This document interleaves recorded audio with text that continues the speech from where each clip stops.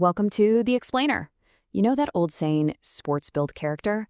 We hear it all the time, from coaches, parents, in the movies, you name it. But what if it's not quite that simple?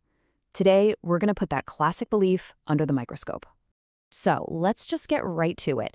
Does sport actually build character? It's one of those things that just feels true, doesn't it?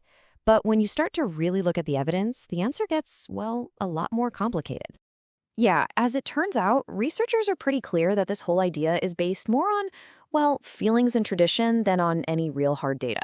So to even have this conversation, we first need to get on the same page about what character even means.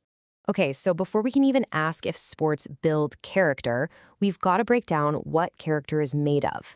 We're talking about our values, our morals, and our beliefs. All right, let's start with values. Think of these as your personal North Star. They're those big, fundamental ideas, like honesty or fairness, that kind of steer all your decisions, whether you're on the court or just living your life. Okay, so if values are the North Star, then morals are like your compass for how to get there. It's your real-time sense of right and wrong in any given moment. You know, like deciding, should I tell the ref I was the last one to touch the ball? That's your morals at work. And underpinning all of this, that's where beliefs come in. These are the things you accept as true, sometimes without even needing proof. They're the bedrock that your values and morals are built on. So if you have a core belief that fair play is everything, that's going to shape your entire approach to the game. Right, so this whole moral compass thing, it's not like you're just born with it. It actually develops over time. And believe it or not, there's a pretty fascinating roadmap for how it all happens. A psychologist named Lawrence Kohlberg came up with this really incredible framework. He basically argued that we all move through these predictable stages of moral thinking, starting from just trying to avoid punishment as kids, all the way to having our own complex, personal code of ethics as adults. So Kohlberg broke it down into three big levels. First up is pre-conventional, which is all about me, what's in it for me. Then there's conventional, where you start caring about fitting in and following the rules. And finally, you get to post-conventional, and that's where you start thinking about your own universal principles of right and wrong. So let's see what this looks like for an athlete, right? In stage 1, you don't foul because you're scared of getting a penalty. Simple. By stage 3, you're playing fair because you want your coach and teammates to think you're a good person. But by stage 6, you're making choices based on your own deep sense of what's right, no matter what the rule book or anyone else says. Okay, so now that we have this framework, let's circle back to our big question. Does being in sports actually help an athlete move up through these stages? And this is where things get really heated. On one side, you have people who swear that sports forge virtues like discipline and teamwork. But on the other side, critics are like, hold on a second. They argue that sports are just a neutral playground. You can learn bad habits just as easily as good ones, and what happens on the field rarely carries over into real life. I mean, the case for sports being a positive force is pretty compelling, right?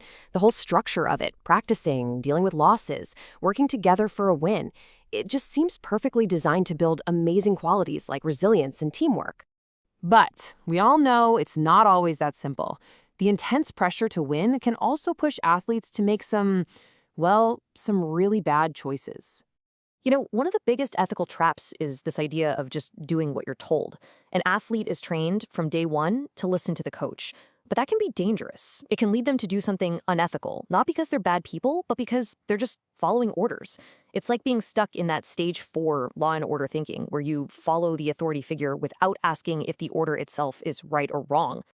All right, let's talk about the big one, doping. This is probably the most notorious ethical problem in all of sports. It's a conscious decision to break the rules to get an edge that you didn't earn. And the fallout is just massive. This is a perfect example of that stage 2 self-interest thinking. It's all about I want to win.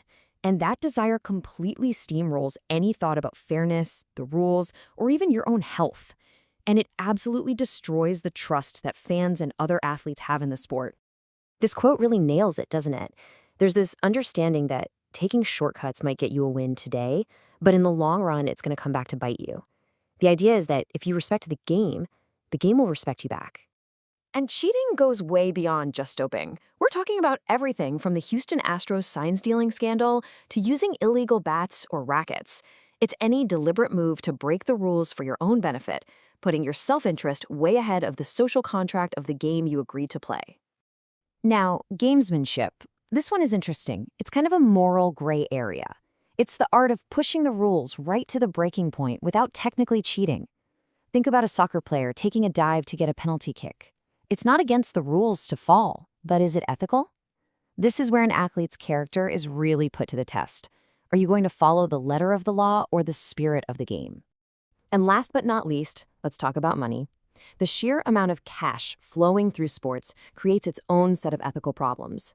When TV networks are dictating game times or when sponsors are influencing the rules, you have to ask, are we putting profits ahead of fair play?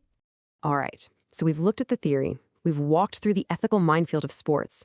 Where does that leave us with our big question? And here's the key takeaway, the most important point of all.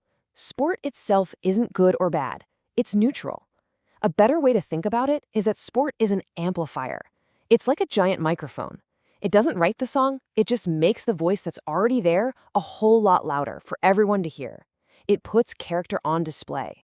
So that leaves us with one last question. And this isn't just for the pros, this is for all of us.